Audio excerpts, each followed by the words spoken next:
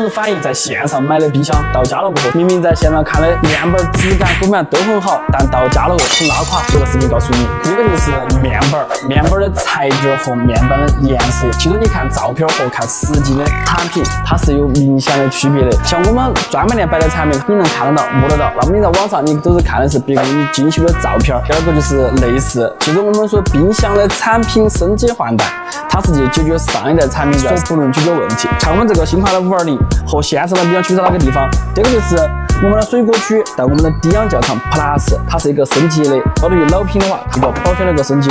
同时我们的杀菌的话，它也是带涡流动态 Plus 杀菌系统。